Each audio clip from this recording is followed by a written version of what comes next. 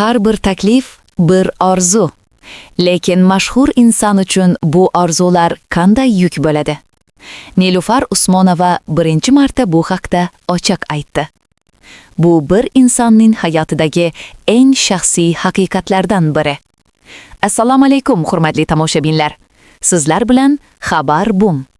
Bugun biz sizni bir necha kundan buyon ijtimoiy tarmoqlar va ovida muhokama bo'layotgan, ko'pchilikning diqqatini tortayotgan mavzuga hech kim yopmab turibdi.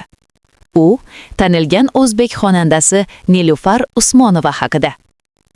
Bugungi kunda Nilufar Usmonova turmush qurish bo'yicha takliflar majmuasi bilan to'qnashdi.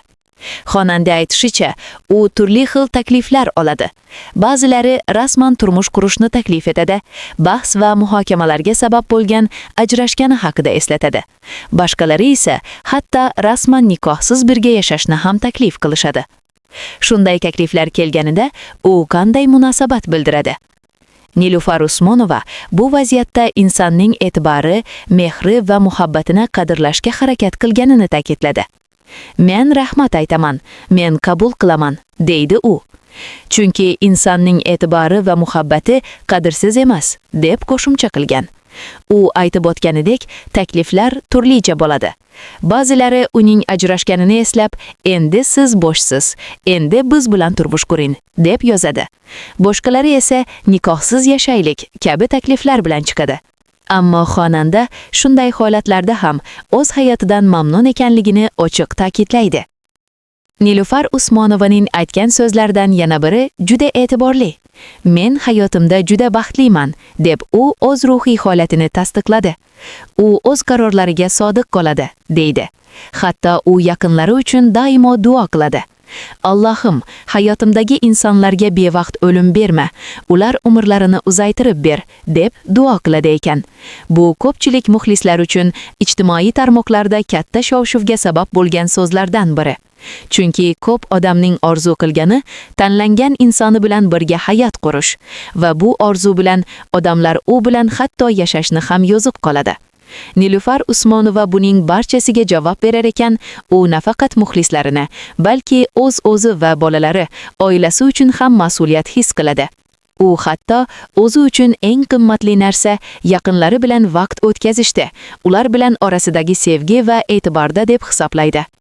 Shuningdek, u omma orasida Yulduz Usmonovaning qizi sifatida tanilishi nima ma'no ifodalaydi deb savolga ham javob berdi.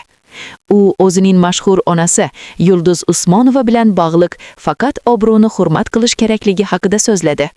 Onasi u haqida gohida shunday degan: "Mening obro'yim bilan tanilgan bo'lsang, agar manmanlik qilsang, men seni o'z joyingda ko'rsataman", deb u so'zlarni eslaganini aytgan. Shu o'rinda yana bir jihatga e'tibor qaratish kerak. Nilufar Usmonova kabi omma e'tiboridagi insonlar uchun oddiy ko'rinadigan takliflar ham ba'zida katta bosimga aylanishi mumkin.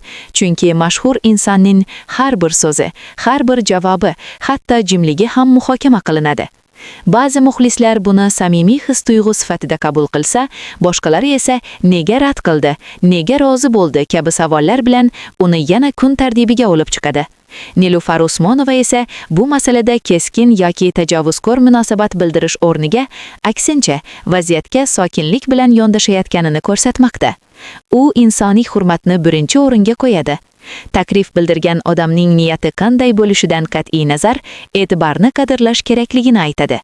Bu esa uning hayotiy tajribasi va ruhiy pishiqligini ko'rsatadi.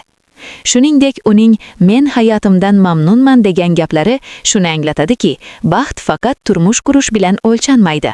Baxt insonning ichki xotirjamligi, farzandlari, yaqinlari va o'z qadriyatlariga sodiq qolishidadir.